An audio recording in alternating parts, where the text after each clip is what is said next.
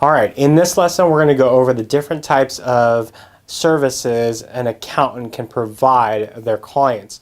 Now, I know we're talking about audit services in this section, but I want us to understand some of the other services we may provide as an accountant, because this will come into play when we talk about independence issues of an accountant and their client.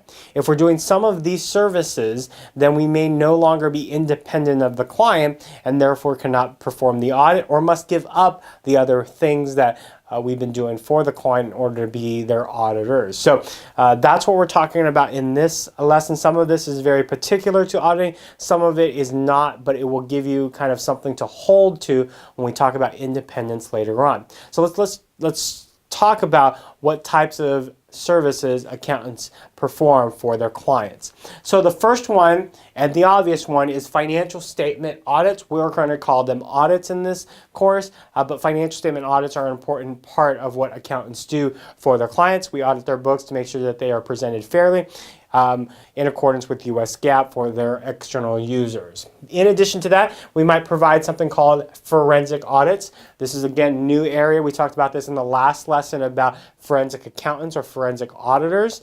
This type of service is to detect and deter fraud from occurring in an organization. And so we're looking for fraud, we're detecting fraud, and then we're helping to deter fraud at the end of the day for our clients, because fraud is a big money bleeder. It doesn't provide benefits to the organization, and a lot of times the organizations spend a lot of money making sure fraud doesn't happen. So hot new area, has been around for a very long time, so it's nothing new, but it's catching on more and more today because of white collar crimes.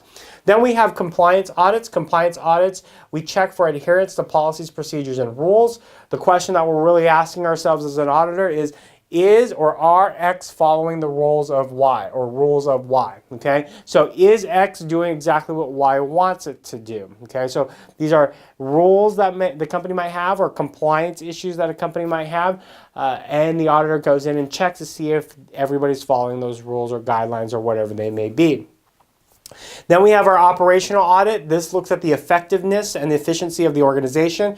In particular, the reason why you would have an operational audit is to save money. There's some cost implications. So are we doing things efficiently? Are we doing things that effectively? Are we doing things to allow for streamlining of costs? Is there extra slack that we can get rid of because of the way that we're doing business? So auditors come in, accountants can come in, try to find the best practices for what they're doing in order to save money at the end of the day and be more effective and efficient in the way that that client does business with their customers.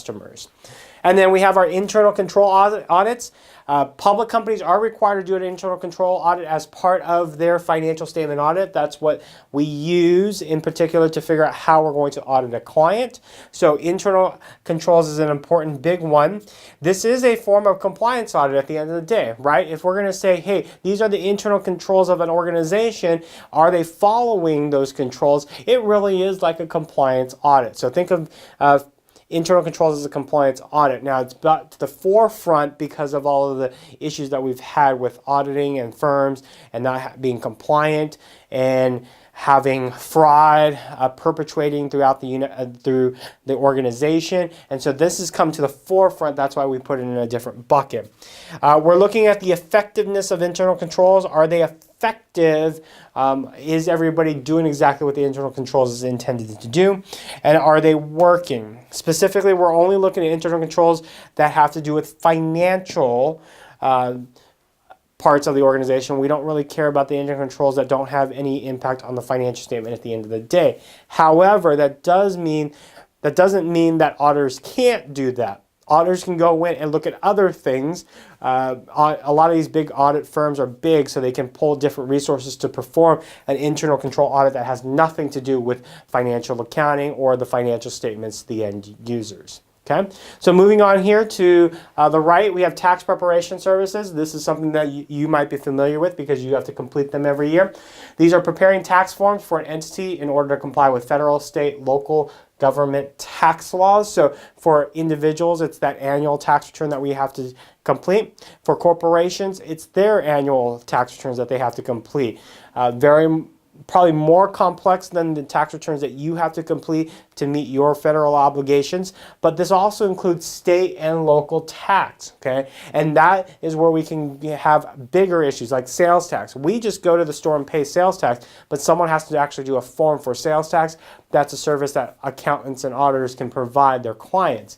When I say auditors, I don't mean they can do that at the same time as an audit. So I'm not trying to break rules by saying that an auditor can do an audit in a tax return.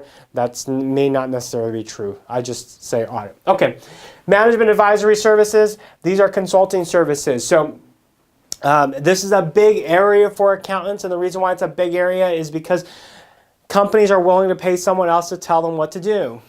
And I don't mean that lightly. They want people to come in and tell them what to do, how to do things better, how to do things faster, help them on a new software implementation of X, Y, and Z. And so these are consultants that consult an organization on specific issues that the organization is facing.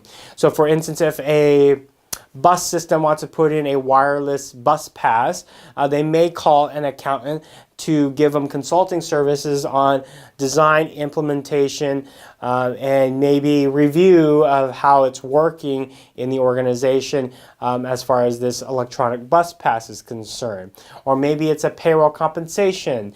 Are we compensating our employees fairly? And they would do the study for it. So there's a lot. This is a very broad category. If it doesn't really fit in the other one, then it becomes a consulting service for the organization. And then the last thing we have is compilations and review services. This is a transactional type service. This is a lower level of confirmation services or assurances. So the way that I like to think, and I'm going to misspeak for a little bit. So if you're like a pro at accounting, you're going to go, that's misspeak. And it is misspeak in a bit. But what I would say is your audits are up here as far as what it does. It provides assurance on material information within a financial statement. So we've looked at a lot of things and we don't believe that there's any material misstatements in the financial statement. These compilations and review services are lower level, meaning a review is we've done limited testing, and based on our limited testing we think that they are appropriately completed. Now, limited testing would mean that I'm not going to go out and go get confirmations from the bank on whether or not the amounts are there. I may do something called analytical procedures where I maybe use analytics to tell me if the financial statements looks properly. It's not as conformatory as an audit is, okay, but it's not as bad as just taking the financial statement for word, okay? So it's kind of like in this middle ground. And compilation service literally is just compiling a financial statement and giving them to the client. So taking all their data and giving it to their client.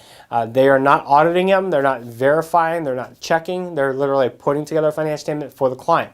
Now they may do the bookkeeping related to it and then prepare the financial statements in what we call a compilation service, but they're not really auditing everything to make sure everything is 100% correct. Okay, so I would say in my mind the way that I look at it is audit, then we got review services, and then compilations down here where there's really no checking of anything. Here there's minimal checking, and auditing there's a lot of checking going on. So that's what compilation and review services are. Okay, so these are some of the services accountants do. Accountants do even more services than this, but I want to give you a brief overview and an understanding of the types of services accountants can do for the clients in preparation for when we talk about independence issues, and which one of these services we cannot do when we're doing this for our client. Hey, thanks for watching my video. If you like what you saw, make sure you press the thumbs up button that's right below here. If you have any questions, make sure that you leave a comment or that question in the comment box below. And if you haven't subscribed yet, make sure you press the subscribe button. It's just below me. Hey, if you want more videos like this, make sure you go to www.patrickleemsa.com to see more videos like this, or if you just want to learn more about accounting. Thanks for watching. We'll see you in the next video.